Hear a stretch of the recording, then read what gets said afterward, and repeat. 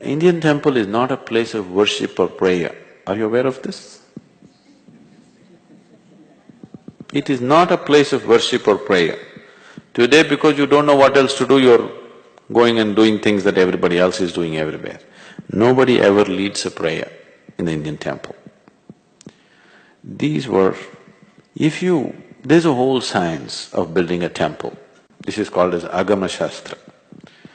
If the shape and size of the idol, the mudras that the idol will hold, the mantras that you use to consecrate this, the size and shape of the sanctum sanctorium, the outer parikrama, all these things, there are five basic ingredients.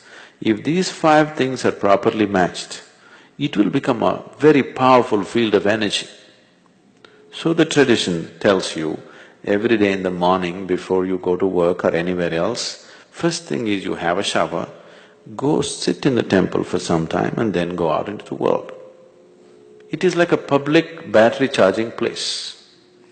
Once you go into the world, the nature of the world, the physical, material world is such, once you go into the world, every transaction in the world is like this. My profit is your loss is my profit. If you are not in a certain way, there is a possibility of friction in every single transaction in your life. Do you see this? Because every transaction is a friction if you are not in a certain way within yourself.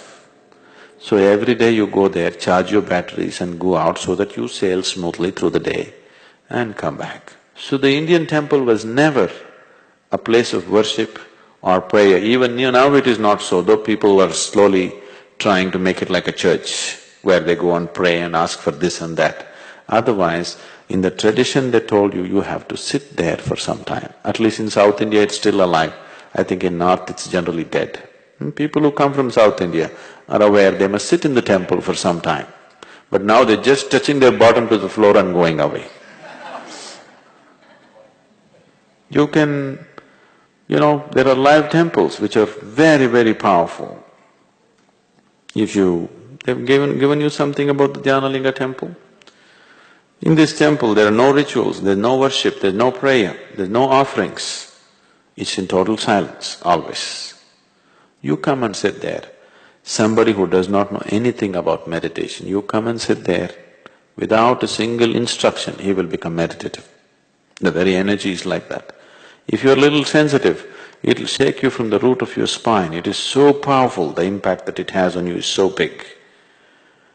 All the temples were built like that, but for different purposes, some for well-being, some for physical well-being, mental well-being, material well-being. Like this, they built various types of temple.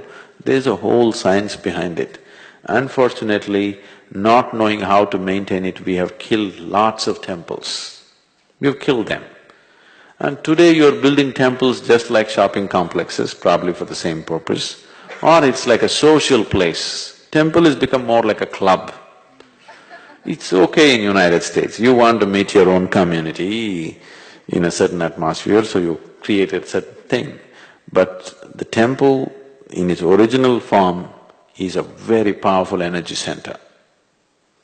It is like a big induction for people to get inducted into a completely different dimension of life.